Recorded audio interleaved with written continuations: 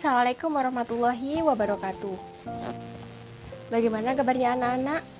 Alhamdulillah, semoga kita semua sehat selalu dan dalam lindungan Allah Subhanahu wa Ta'ala. Oke, sebelum memulai pelajaran, alangkah baiknya mari kita awali dengan berdoa bersama terlebih dahulu supaya pembelajaran kali ini bisa berjalan dengan lancar. Kali ini ya, Al-Fatihah.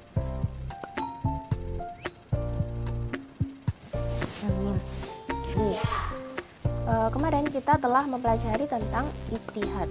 Jadi ijtihad merupakan salah satu metode dalam menentukan sebuah hukum yang dilakukan oleh para ulama atau mujtahid.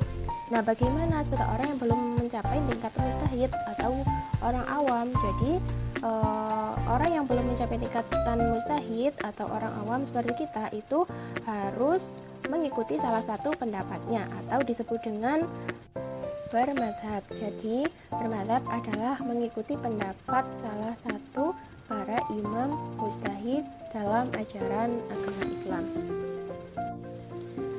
Kemudian dalam bermadhab itu ada klasifikasinya atau pengelompokan dalam bermadhab, tingkatan-tingkatan dalam bermadhab. Ini ada 3 macam tingkatan.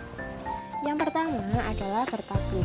Bertaklid yaitu mengikuti pendapat orang lain tanpa mengetahui dasar atau sebab dari adanya pendapat tersebut. Jadi orang tersebut hanya ikut-ikutan.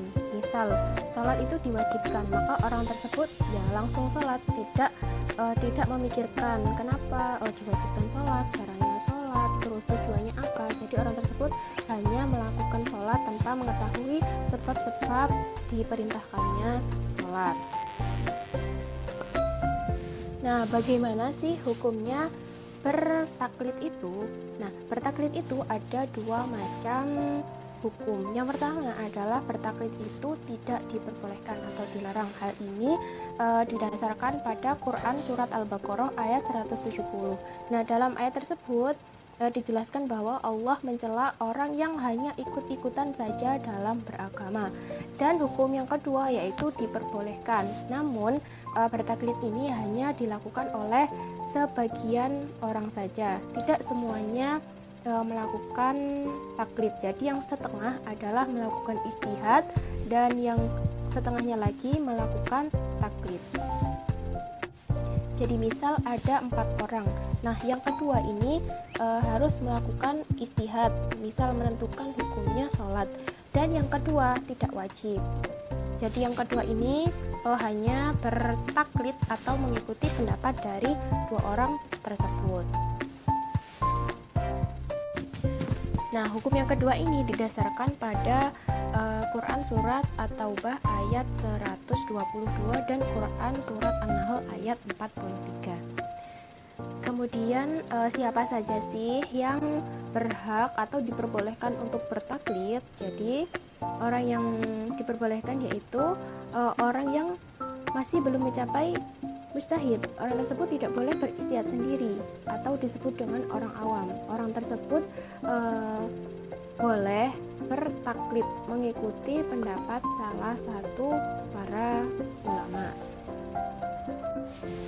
Nah, bagaimana pandangan para 4 imam mazhab tentang bertaklid ini? Mayoritas semuanya ini berpendapat umat Islam tidak seharusnya bertaklid, tetapi sebaiknya melakukan ittiba. Jadi yang kedua, klasifikasi yang kedua adalah ittiba.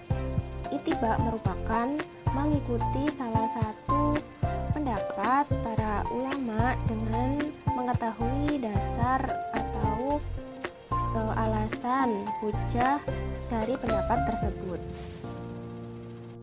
Nah, jadi misal ada seseorang yang mengikuti pendapat salah satu imam tentang hukumnya sholat. Orang tersebut mencari tahu hukumnya apa, kemudian sebabnya apa, kenapa diperintahkan sholat, terus tujuannya apa, manfaatnya apa. Jadi orang tersebut bisa mengetahui hukumnya sholat, kemudian bisa memikirkan kembali orang tersebut apakah harus sholat atau tidak, karena telah mengetahui, telah berpikir sebab-sebab diperintahkannya sholat. Jadi dia tidak asal-asalan dalam melakukan sholat, seperti itu. Nah, bagaimana sih hukumnya ittiba itu? Orang yang berittiba kepada Rasulullah itu adalah wajib. Boleh tidak berittiba kepada Rasulullah, tetapi harus berittiba kepada para ulama, karena para ulama ini adalah pewaris para nabi. Otomatis ajaran-ajarannya itu sama dengan yang diajarkan oleh Nabi Muhammad. Jadi anak-anak, bisa disimpulkan bahwa ittiba ini hukumnya adalah wajib bagi orang yang belum mampu melakukan ijtihad sendiri ya. Nah, kemudian apa sih tujuan dari ittiba itu? Jadi tujuannya adalah agar setiap orang Islam atau orang yang beriman ini dapat mengamalkan ajaran agama Islam berdasarkan pengertian dan kesadarannya sendiri. Jadi dia tidak asal-asalan atau tidak hanya ikut-ikutan dalam melakukan ibadah sehari-hari. Kemudian yang ketiga yaitu talfik. Talfik yaitu mengikuti salah satu pendapat dari mazhab lain, atau dengan kata lain adalah berpindah mazhab.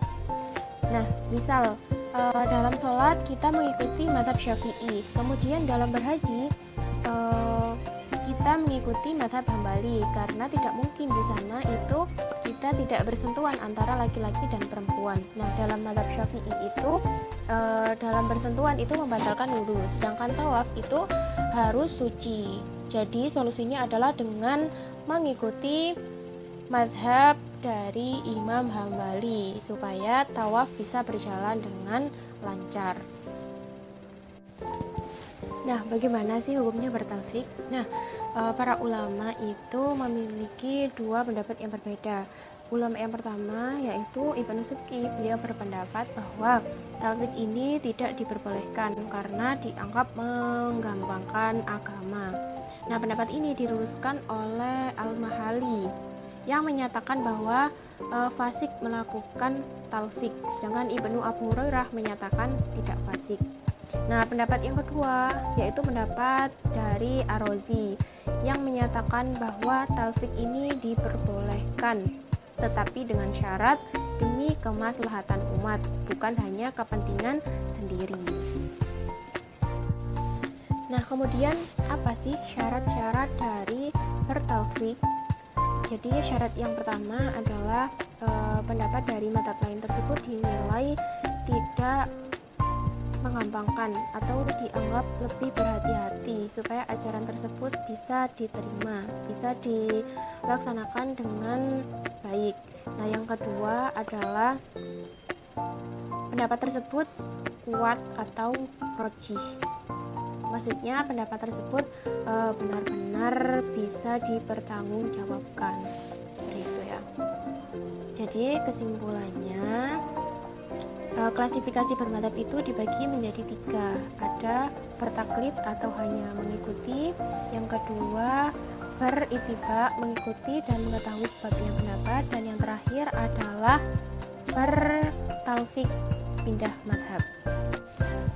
Atau talfik ini bisa disebut dengan menyatukan beberapa pendapat. Nah, oke, jadi seperti itu ya penjelasan kali ini tentang klasifikasi bermadzhab. Apabila ada pertanyaan bisa kita lanjutkan di WhatsApp grup di kelas kita. Kurang lebihnya Ibu mohon maaf yang sebesar-besarnya. Tetap semangat dalam mencari ilmu, karena kita tidak tahu apa yang akan terjadi di masa depan. Jadi sebaiknya kita harus bersiap-siap mumpung ada di masa muda. Oke, sekian penjelasan dari Ibu. Akhirul kalam, ihdinas syiratal mustaqim. Wassalamualaikum warahmatullahi wabarakatuh.